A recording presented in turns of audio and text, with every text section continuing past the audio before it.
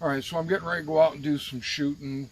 You guys know I do a lot of revolver stuff, mainly old Western guns. Them are my favorites, but I do like other stuff. And I'm getting ready to go out and do some shooting with this. And this is my AR pistol. This is, if I needed a truck gun, this is the gun. You can move it around inside the truck. I don't know how you could ever, if there was with no rule of law, I don't know how you could shoot from a truck with a 16-inch barrel. I've tried it. You cannot maneuver a 16-inch barrel around in the truck like you can this little short AR pistol. And this is one I built from the ground up. Surefire light. Got to have a good light on any of these type of firearms. SHTF WROL. Here's the other one. I'm going to be going out to the field so that I can shoot from the, out the windows of the truck while it's open and that. And this is my AMD 65, I don't know what you want to call it. It's just another Surefire light on it. Just another one of my guns I built that I really like. That Surefire light. I like these Surefire Scout lights. They're small, they're light, they're really bright. This one has a red dot on it. But I like these, same reason. This one with, with this flash hider permanently attached. It's 16 inches, but with the stock folded, you can still maneuver it around in the truck, which I don't think like I said, I don't think I could do it with a regular AK. So to me, AR pistols have a purpose along with AK pistols. Now, this is 10.5-inch barrel AR, but with the buffer tube on it, you can't shorten it up as short, like you can this. So if I line these up, this right here is only an inch longer with the stock folded with a 16-inch barrel. I think it's 11.5-inch with that permanently attached flash hider. It comes out to 16.25 inches. But I really like this. I'm actually thinking about taking this flash hider, the A1 style, off of that and putting one of these on it. I have one. These are pretty cool. They direct the muzzle blast the way they're shaped with this cone shape in here, all out the front. So when shooting from a vehicle, this one here is a lot nicer to shoot than that one. With that A1 flash hider, if the barrel's inside the cab at all and I shoot it, I mean, it just feels like somebody's smacking you in the face. It's pretty brutal. But this one directs everything out, in front of you. This is a Bulgarian 4-piece flash hider. This funnel in here doesn't make it any quieter. This gun's not any quieter with or without it. But what it does is it boosts back pressure. So if you get crappy ammo that's not loaded up as hot as what factory ammo is, this thing will actually just run anything. I mean, this gun runs really good. I built this gun, bought a receiver, built this gun around it. It's kind of a pain in the ass. It's not worth it. If you're doing it to save money with all the American parts you got to buy, the barrel and everything else to be 922 compliant, it's not worth it cost-wise. But if you enjoy building them, then it's a lot of fun. I try and keep them simple. Any of my SHTF, WROL guns, they have to have the flashlight on it. They have to have some kind of either an optic or a red dot.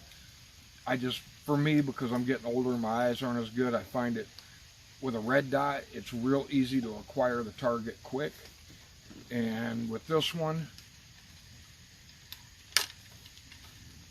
you pull up and it's just right there. You know, it's easy to shoot.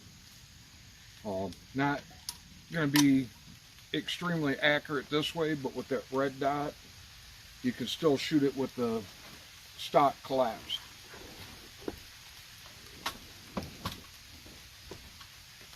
This one has a clone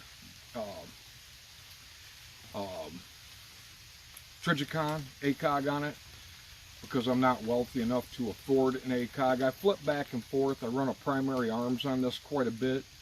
Looks like an aim point. And then I run this for when I'm going to do longer shooting. This is, I can hit pretty good with this on a person-sized target out to 200 yards. You know, not shooting tight groups. I'm not a, you know, long-range shooter or nothing. With this 10.5-inch barrel, 200 yards is about all I push this. There's other guys that push them out farther than that. I don't. But at 200 yards, I can group plenty good enough to do anything I need to do as far as self-defense and stuff like that. I do have a maximum defense brace on this. I like it. It's a pretty slick design. You can actually, you don't have to push the button, you can just jerk it, but you know, I like it. I never wanted a short-barreled rifle. Short-barreled rifles, if I want to go to another state, there's lots of states that ban short-barrel rifles. You can't own them at all. The other thing is, if you want to go to another state, you have to get permission from the ATF. With this being a pistol, I can throw this one loaded in the truck, drive around with it, do, you know, legally with my CPL. If I want to take it to another state, I can. I don't have to get written permission. And like I said, I just keep them pretty simple. Either some sort of red dot, or like this one, when you look through it, the reticle lights up and it's bright. So it's just like using a red dot, but it has, you know, 4-power magnification. I don't know how well these would work on something with more recoil, but out of 5.56, I mean, this thing's held zero. It gets banged around, bouncing around in the truck and that. It's plenty fine. Someday when I can afford it, I'll have a real Trigicon. Like I said, I may end up putting one of them Bulgarian flash hiders on this, just because if you are firing this one from inside the truck, the muzzle blast is pretty brutal. But in a without rule of law situation, or SHTF, something like that, I like these. Some people say all they need is their 9mm. That's fine, but I can't hit 100 yards with a 9mm. And I don't even know ballistically how effective a 9mm would be at 100 yards. I do know that I can hit all day long with this thing at 100 yards, and that 223, 5.56 is going to be way more effective than, as far as damage and stopping power, than any 9mm out there at 100 yards.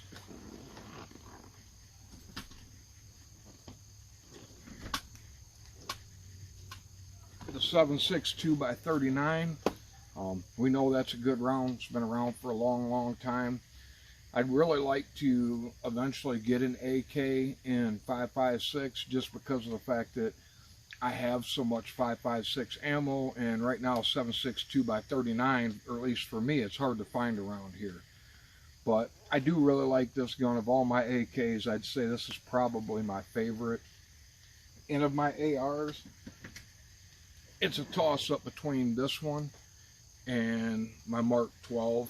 So anyway, I just figured I'd show these before I head out to go do some shooting, and that's what I got. Hopefully y'all have a good day.